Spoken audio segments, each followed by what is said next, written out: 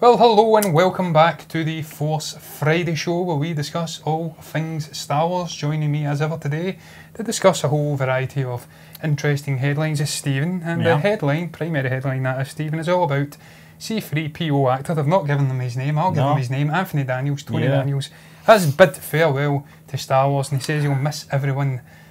Will you miss Tony Daniels? Do you think this is the end for Tony Daniels, or is it just the end for the character in Episode 9? Do you think we'll get him back? I think it's the end, John. I do.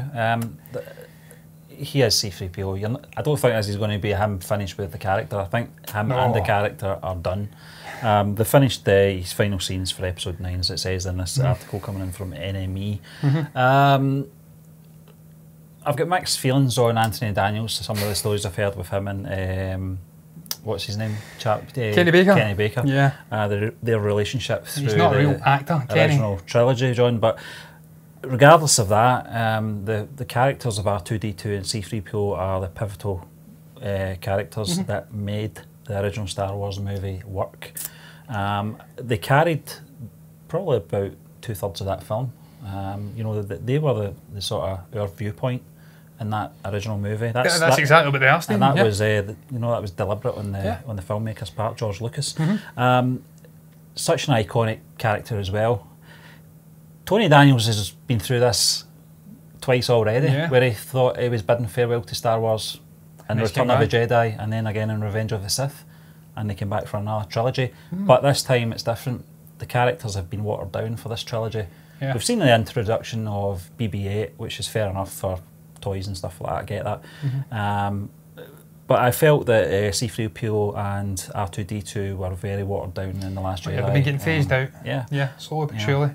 I mean, you've seen it in The Force Awakens, Stephen. R2-D2 took a back step too, or a side, I don't know, doesn't matter. He took a side step, he was cast out for BB-8 for the overwhelming majority of that film. He only came into prominence at the end when he switched back on. Never explained that one, did they? Reconnect, Was it Luke? Clearly it wasn't, because he was disconnecting from the Force. How does that work? We'll not go into that. But yeah, he took a side, I can't think of the bloody phrase, Stephen, it doesn't matter. And also C-3PO as well has just been bit part player in this new sequel trilogy as of yet. Whether we're going to see a sizeable reintroduction to the characters in Episode 9 remains to be seen. What I take from this, I mean, he obviously says in the full statement, today was 3PO's last on Episode 9. He's sad, so am I, but we're so proud to have worked with a lovely, talented cast and crew led by JJ and Kathy. I'll miss everybody or everyone, but I'm glad to know that we've been working on making something exceptional together to share with the waiting world. So I take two things from this, Stephen. Obviously, that one, Anthony Daniels sees himself as just, he's C-3PO and nobody else could ever play him, which I think Disney may take a different view of in 10-15 years time if Tony's no longer with us and they want to do something with the character. Yeah, I doubt they do it as well, Stephen. Spring in a droid, that's the easiest thing to do, isn't it? But the other thing I take from it is that perhaps Tony has maybe been told by someone, perhaps Kathleen Kennedy, that this is indeed going to be the end for the saga trilogy, or they're going to be taking such a long break that there may be a chance that Tony might not be fit enough or able to come back and reprise his role by the time they reintroduce the saga trilogy or the saga to everybody else and do perhaps in Episode 10, 11 and 12. Sadly, John, this is just human nature, you know, as we all, you know, get older. Sadly, Carrie Fisher's passed away. John Williams is going to be stepping down after you know, his long career with Star Wars, the 3 trilogies he's covered. Harrison Ford stepped away for other reasons. He's not going to come back. You know, Mark Hamill's now in his mid-60s. It's sad, you know. But they're all older. You know, Anthony Daniels, I think he sees himself as a very fortunate man, though, as well. I don't think it's entirely went to his head. I don't believe all the stories that you read about the man in regards to Kenny Baker, but I do. I don't know. We'll never know that, John, because when it comes to Kenny Baker, he's never actually came out and you know, confirmed it or not confirmed it. I don't think he ever even opened his mouth, even when Kenny passed away. He did make a comment on Twitter and he got absolutely pillared for it. He couldn't. It was a lose-lose situation. But he will always be C-3PO to me, and I always loved the interactions between those two characters in A New Hope at the very beginning of the film. Very unusual to see robots bicker and, you know, call each other's names. Well, I don't really know what R2 called them, but we know that it was some obscenities. Love to have subtitles for that, yeah. But listen, it's going to be... something about a skinny dweeb. Yeah. But listen, it's going to be... it's going to be sad because not just because of you know, C3PO and R2D2. We're not going to see them again. But this looks like it's the end for the Skywalker saga for now, anyway. Absolutely. And I think if they do, maybe further down the line, do episode 10, 11, and 12, it's going to be the original characters are going to be so far gone by that point. I think it's going to be that long. It's going to really be the next generation of actors are going to be working alongside the and Daisy Ridley and Oscar Isaac. They're going to become the and John Boyega are going to become the big three and the ones passing the baton on to a new generation. I don't know if they'll ever wait another 30 years. I think if they're going to reintroduce this saga trilogy, it may be a 6, 7, 8 year gap, perhaps a decade. If they'd carried on with the standalone films, I would have said this is not his last involvement in Star Wars films. If they were going to go down the road with the Obi-Wan film, we might have seen. Of course, Stephen, just the nature of the nature of the characters. They could always pop up in another film, maybe another trilogy. They could be periphery figures, just walking by. I thought we might see them in the Mandalorian, but obviously this kind of quashes those sort of thoughts anyway. But that's the beauty about droids; they don't age. They don't age. You can bring them in at any time period at all. You know. But and that's going to take us right into the next topic, Stephen. Very beautifully, you've segued that lovely, and it's all about the Mandalorian and Jon Favreau teasing a familiar character for Disney Plus's TV series, obviously the Mandalorian, as I've said it before. This is obviously based on a photo that a certain Mr. Favreau posted up on his Instagram account, Stephen, and it is of course the very dapper looking R5D4 droid. I don't get this. Yeah, well, I don't understand. What they're heavily hinting at is that it could be the very same R5 droid, which with a new motivator. It's got a Valerie motivator. It would have to be because these events are after A New Hope. So, and it looks bashed up, and it looks very much weathered, and it looks as though it's got the same mark. Perhaps. I love his eyes. I love his eyes as well. It just again hints back, Stephen. It goes back to what I've said many a time in regards to Star Wars. Just the ingenuity of the prop designers and stuff back in the 1970s and the 80s. What they managed to accomplish with so little, creating these very distinctive looking droids and ships and just set designs and stuff. It was just a real work of art. Ice cream makers and all sorts of other props from airplanes and rubber windscreen parts from Jeeps and things like that. It's just absolutely astonishing. One of the things I've never really noticed about this droid, John, is that he has got the exact same body as R2D2. It's the same. It's just a different head. Yeah, you know. It's exactly the same. Well, they're heavily hinting that it could be the same R5 unit from A New Hope, the one that Luke and obviously Uncle Owen encounters before he gets charred into a nice, finely carbonised bit of matter. The stormtroopers who can shoot when they want to, but they can't shoot Luke and Leia and Han, the real heroes of the figures of the stories. They can bully poor Aunt Beru and Uncle Owen. But I'd still want to buy those packs of the charcoal remains. I can't get my hands on them. But look, Stephen, it's all very intriguing. Once again, we're seeing the attention to detail that Jon Favreau's really introducing into this new series. He's bringing back a whole host of new familiar faces from the original trilogy. We've seen IG-88 previously. Now we've got this R5D4 unit coming in. Again, it's marrying the old with the new. We're getting familiar figures with the periphery figures, which weren't really expanded out a great deal, but over the last 30, 40 years, they've been expanded out and given their own mythology and stuff like that by the fans, by also the canon, people that control the canon, like Pablo Hidalgo and stuff. You know that the sort of pivotal point in the Star Wars, the first movie, A New Hope, where those Death Star guys could have shot that escape pod and it would have ended the story. We were talking about that. If R5D4 had a good motivator, where would it have took us? You know, I still think R2 would have been hell bent on finding Ben Kenobi, but I don't think Luke would have been exposed to any adventures anytime soon. I think R2 would have been very hard pushed even to make his way through that desert. He was determined though, wasn't he? Without falling into the hands of Jawas. Either way, he did have one of those little restraining bolts. I think he'd have been screwed. I don't think we'd have got very far. I think Luke would have probably went off and joined the Imperial Academy, and it would have been a very different story indeed. Perhaps he would have joined his father.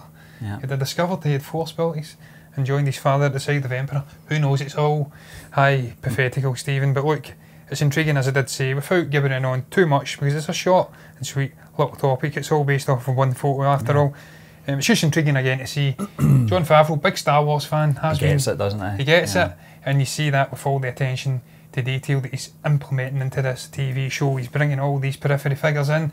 I hope it's done in an organic manner. I hope we maybe get a little reference to Tatooine, perhaps to Uncle Owen and the Jawas and whatnot. I don't think we'll get Uncle Owen getting referenced. Steve's a bit of a nobody. If I get in a nobody. Yeah. He was a footnote in the history of a galaxy far, far away, and that's the way it deserved to be, because he was an angry old man. But I digress. I think we shall move on that note, Stephen, to the next topic, and it's all about Lego Star Wars celebrating the 20th anniversary by introducing, I believe it's a 5-piece set of iconic Lego vehicles. And Stephen, as you know, I'm a big fan of Lego and Star Wars. I have a little Lego piece here that I will show off to the camera, because we don't have a big enough table to show these off, sadly. We haven't got a desk, we're not professional at all. But look, I'm a big fan, and I cannot wait to get my hands on some. Do you refer to my collection of pieces as Legos? A lot of people do. It does my head in. No, I just say it's a Lego collection, because I'm not thick. No. And I'm not thick Hellboy. As a plastic brick. Thick as a plastic brick, yeah. As you can see, I digress. I'm a big fan of Lego. This is a topic close to my heart, Stephen. Yeah. I'm a man baby. I think Ryan Johnson would probably refer to me as a man baby, although I'd strongly disagree with him, and I doubt he'd say it to my face. But I digress, Stephen. I'll move on to introducing you into this. What the hell do you make of this? Is this something you'd be intrigued with? I know you do like Lego, and also you're brought into this. I prefer the video games, John. Yeah, especially the Star Wars ones. I did like the Indiana Jones one. I think there was, well, the Batman one as well, which they made into a movie. They've did a few Lego animated films for Star Wars, not big feature ones. It's like I've seen them, like short films. I think one of them was called the Padawan Menace. They're fantastic. The humour in them is very much like the video games, John. Oh yeah. And what I like about that, I was a big fan of Lego growing up. I was a little bit older for the 20th anniversary. I was in my 20s when this first came out, so it wasn't fashionably cool at that point. It is now, obviously, you know. And I don't care. And being a man baby is very cool. A man baby. But I don't think Ryan would refer to me as being a man baby, because I love Lego. It's just those little whiners. That's what I liked about the video games. They really captured the sort of feel to Lego, and how, you know, the pieces click together and it's incredible, fall apart and stuff like that, and the sound from the pieces shattering and stuff like that. But I loved the. I think they did one for the prequel trilogy and the original trilogy, and then they combined to do the complete saga. Yeah, a fantastic game. It was absolutely superb, Stephen. I lost many an hour playing that game. But look, there's a whole host of interesting sets coming out. I'm not as keen on the Imperial dropship one, because I don't like the mini figure, like the kind of a miniature. That's cool. The slave one. Yeah. And obviously you've got the Clone Scout Walker. If I was to buy a couple of these, and I most definitely will be buying a couple, it'd probably be the slave one, probably the Snowspeeder, but most definitely Anakin's Pod Racer is going to be getting bought. I recall having it wasn't a Lego one, but the Sebulba Pod Racer when I was a young chap. Absolutely love Lego. I love the process of creating it. It's almost like crack to a heroin addict. When you start getting in and opening it up and just piecing it all together, it's like a hypnotic state of getting to, Stephen. It's just fantastic, piecing it all together, seeing it coming into shape, just the interesting techniques that go into making these things. Tick like that one I have there, the ATST.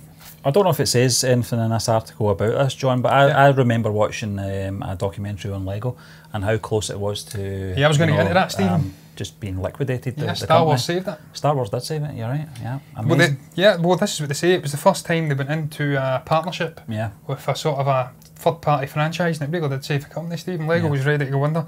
So it's a fantastic story, and it really is fitting that they're celebrating this 20th anniversary of this partnership with Star Wars, because it's a partnership which has been mutually beneficial. You've got to credit Lego, the company, for this though. They saw the vision, they saw the opportunity there to merge both franchises together and work. George Lucas is a man who's got his finger on the pulse when it comes to merchandising and also getting toys out there. So it was mutually beneficial for the two. It saved Lego, but it also introduced generations of fans to 2 generations probably, because it's gone back 20 years to Lego. Perhaps maybe wouldn't have been interested in the traditional Lego sets. Introduced them into it, and I'm sure it's continued on into their adult years, like me. Loved it when I was a kid. Love it even more now when I'm an adult. I'm a very creative chap, Stephen. I like to refer to myself as a bit of an artist, so I get something out of creating these things. I'm giving it away.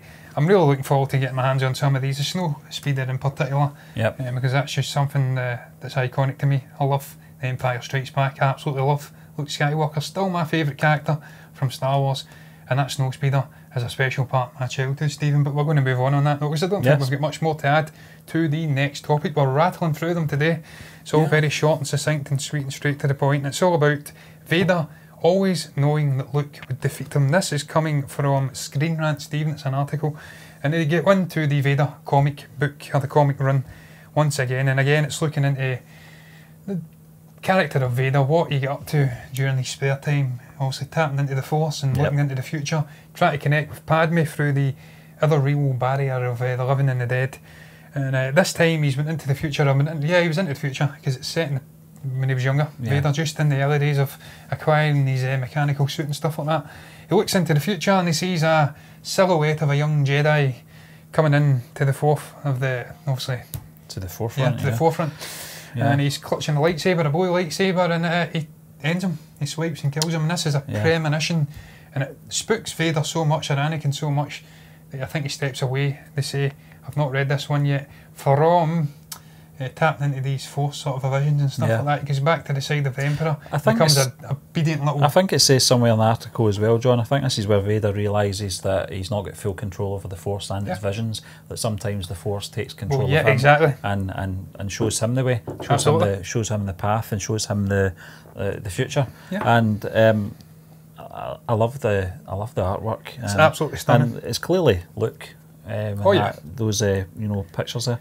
But the Bespin outfit, as you said, John. Absolutely. And this is where the headline comes from. It does say the Force warns of Vader's eventual defeat, and it kind of gives you an insight to how the Force works as well, in regards to protecting, the being that surrounds, where the Force surrounds the being. It gives them some sort of insight, and as it says, it gives them some warning as well of their eventual demise. Yeah, what I love about the artwork, Stephen, is that it's also a hellscape that Vader has created through the Force that allows him to walk through this sort of a Force universe or whatever, and a realm. And just the fact that Luke appears as a silhouette, and it is Luke, obviously, because we know he redeems Vader. But the fact that it appears in the form of this shard of blue light, it's almost imitating a lightsaber, which I'm sure Vader at that point would have took it to be a lightsaber ending him. But of course, with obviously hindsight, 2020 hindsight, we know that this light is actually symbolising the good, coming to redeem him and save him. Although it does look like Luke is holding a lightsaber there in his right hand. The actual big beam of light, that's like the light piercing through this hellish hellscape. I've said this before, John. I like this period in the Star Wars canon with regards to Vader, where I would like to see this in an animated form as a series, because I love the artwork. I love the stories that they're telling in the comic books as well. I doubt we're going to get to see Vader again on the big screen. I just don't believe we're going to see that anytime soon. So I think the next best thing, although I'm very content with the comic book strips, I think they're very detailed. I think the stories are very intriguing. I would love to see this as an animated series as well. Perhaps maybe not James Earl Jones' voice in Vader. That wouldn't bother me if they could get someone in that could replicate the voice, because I do think James Earl Jones' voice is very tired sounding now. Kind of sampled that in Rogue One, and he's not getting any younger, if we're being honest. But I like the artwork in this. I love the story as well. And I just think this series is very intriguing, and it's something that a lot of Darth Vader fans get a kick out of.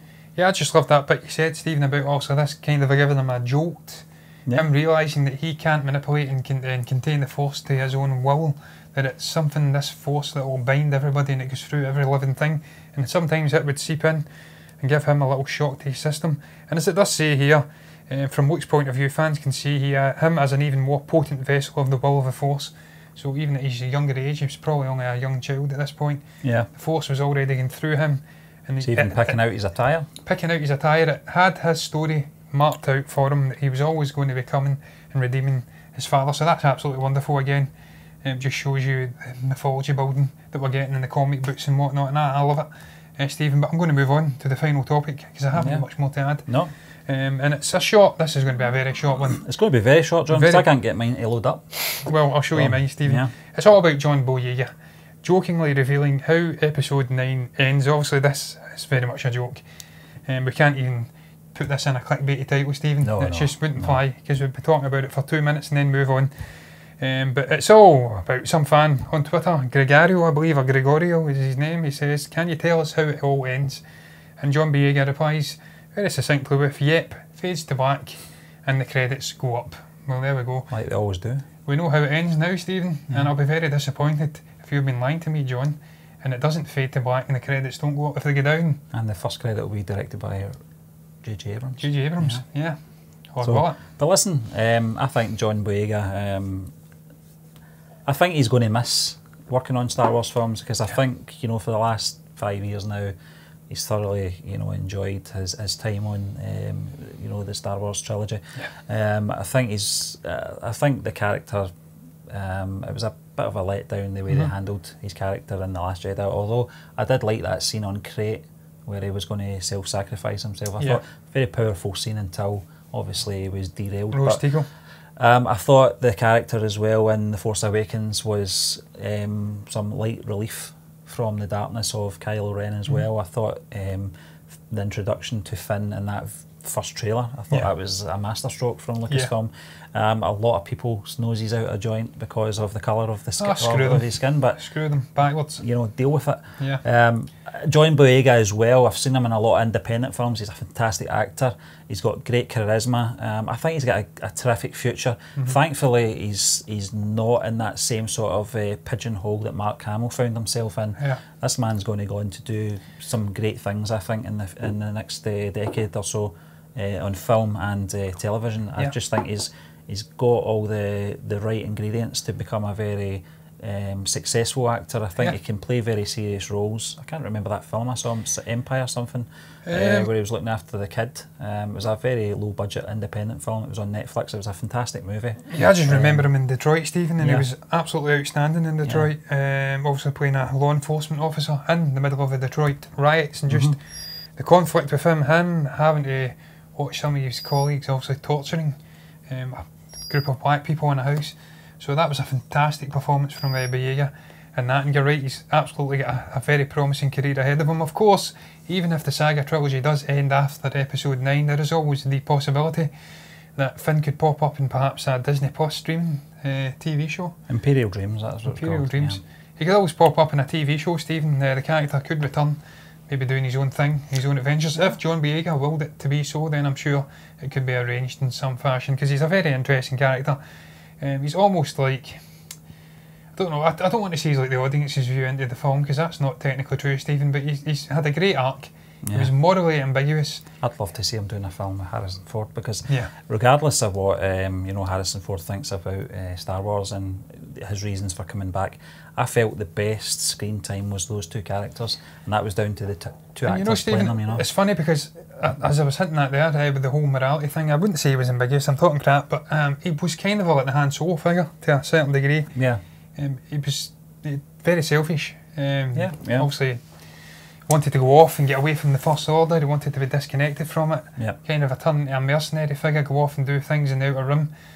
And then he was brought into this bigger story that he wasn't really wanting to be a part of, but then he grew to love it. Obviously he loved Rey. Or he didn't love her, but I think grew a bond with Rey. He had a bond with Rey. We'll find out in the next episode where that's going to go, because there was, if you remember, Han Solo and Princess Leia. If you remember, I think the feelings are quite mutual with Rey as well, because she does give him a little look on the Falcon at the end of The Last Jedi, where he's kind of tucking Rose in from her injuries. He's looking after her, and there's a kind of jealous, you know, kind of look on Rey's face, as if, you know, what's going on there.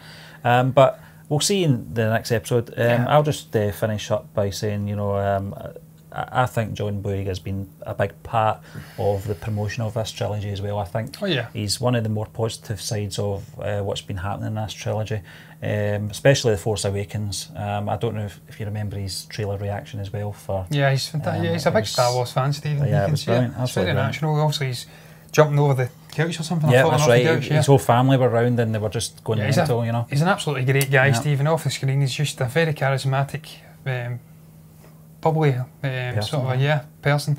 Just a great guy, very likeable guy. He's a fantastic actor, and I really do enjoy his character. He's one of my favourite characters of the new batch. I've said before, Kylo Ren, obviously Ben Solo is my favourite character, but I love the Finn character, and I thought that if he had ended his arc in The Last Jedi with that moment of sacrifice, that would have been a fantastic and powerful end to the character. Yeah. This guy started off selfishly wanting to run away, almost scared of the First Order, not almost, definitely scared of the First Order, facing up to the whole might of the First Order, and then obviously becoming bigger than the sum of his parts, bigger than that selfish figure that we were introduced to in The Force Awakens, by ending his life to save his friends. That would have been an incredible end for the character, but it wasn't to be, and in a way I'm glad. But when I've got the look scene. Yeah, in a way I'm glad as well, because I want to see him in this new film. Yeah. So I'm looking forward to episode 9, I'm looking forward to John Boyega and what he brings us. And I think we'll end on that note, Stephen, because we've not got much more to add. And we will fade to black. We will fade to black after I've ended the show. That is the end of the show. Did you enjoy it? If you did, like, comment below, subscribe to the channel, and we'll be back next Tuesday with Box Office Chat.